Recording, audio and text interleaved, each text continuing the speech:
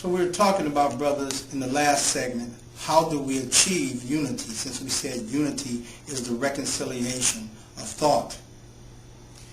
Jesus told a story in the Bible about the journey of thought through the concept of the prodigal son.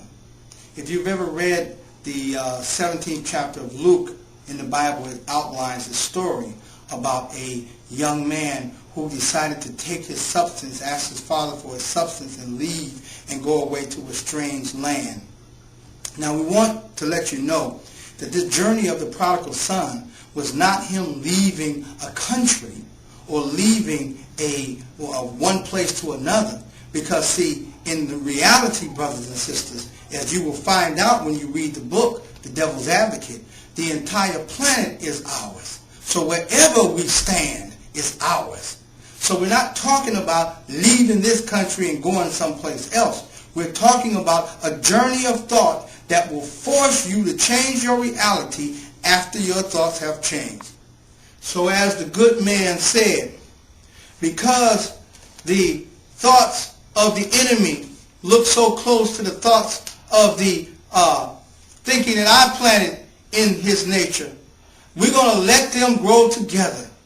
And then we're going to let them see, then we'll be able to see what the thoughts produce. And then we'll be able to identify the thinking of white supremacy or Willie Lynch from the thinking of that which is consistent with our nature, and then be able to make a choice of our direction of the thoughts that we want to take on.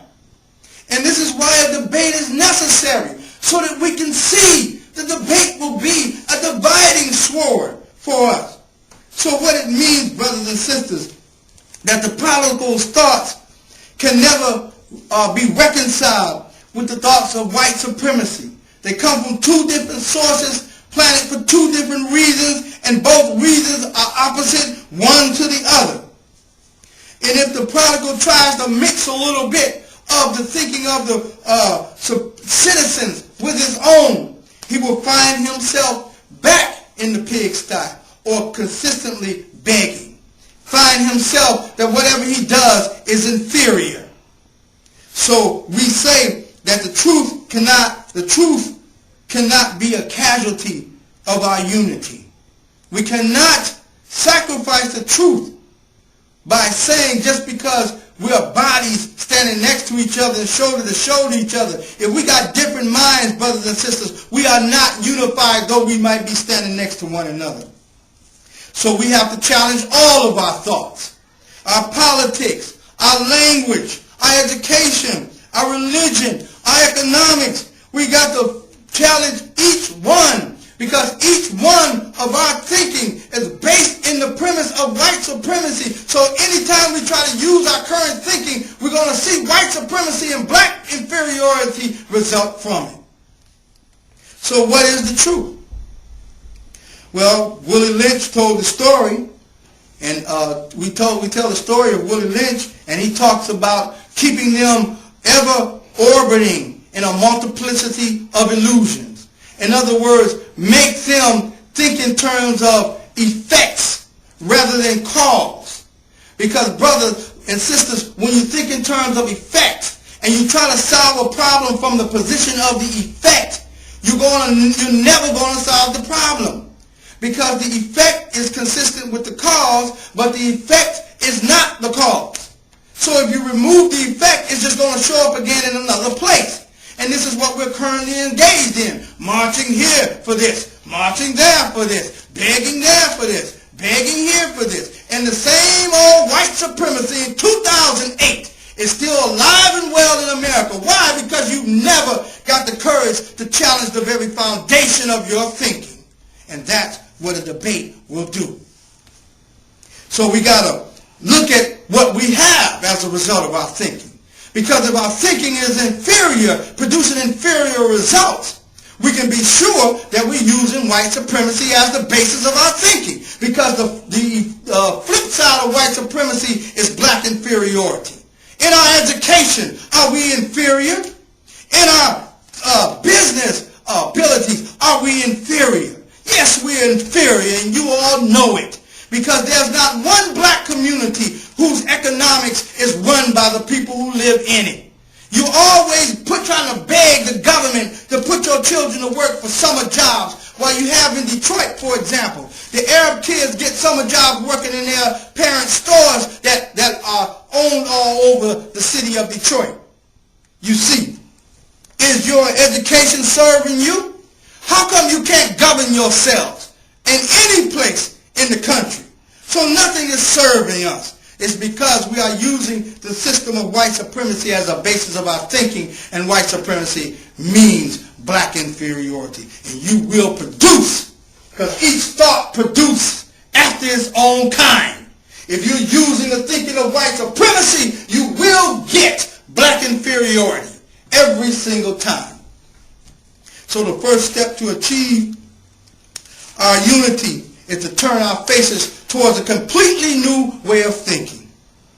So how long should it take us to unify? Well, that depends on how much of your thinking you want to submit towards your liberation. If you want to practice gradualism, which Martin Luther King warned against, he warned against it, gradualism, all this continued marching all over the place, trying to solve this little problem and that little problem, that's gradualism. If we fix this and then fix this and then fix this, no! We have to turn the whole thing over. So how long will unity take? Unity, brothers and sisters, as we said, is the reconciliation of all thought. And so if we have a showdown, we can then make a clear choice. And when we as a people make a clear choice as to the direction we go, our thinking will by nature be reconciled one with another. And this is how long it will take. However long it is for you and I to take, it takes to get the courage to challenge ourselves with, and like the prodigal son, do not ask for permission.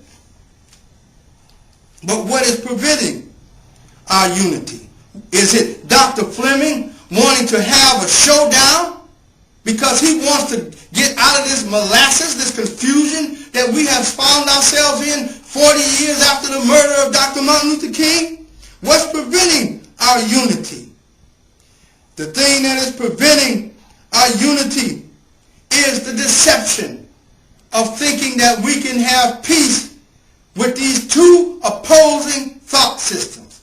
There is no peace between them. And no matter how we try to deceive ourselves into thinking that you're going to get a religion that the Honorable Elijah Muhammad said that was designed to deceive the black man and woman, to fit within the thought system of liberation. And if it isn't the religion that is designed to deceive us, then it should have no problem being put up and showing us the way to liberation. So we are deceived into thinking that we can bring peace between these thought systems when Jesus clearly said that don't think that he has come with a sword to bring division between those two thought systems. One is in harmony with your nature, the other one is opposing your very nature.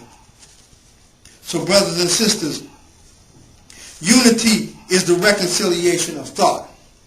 And I firmly believe that as we go through this Black History Month, we ought to seriously, brothers and sisters, consider a national open debate among us where those with opposing ideas, one that's based in white supremacy can speak, and the other one that claims to be outside of that can speak, so we can clearly make a choice.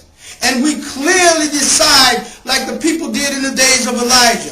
If this one be God, then follow him. If that one be God, then follow him. But the one who answers by fire, the one who shows the direction to liberation, will be the one we follow. Thank you, brothers and sisters, and God bless you.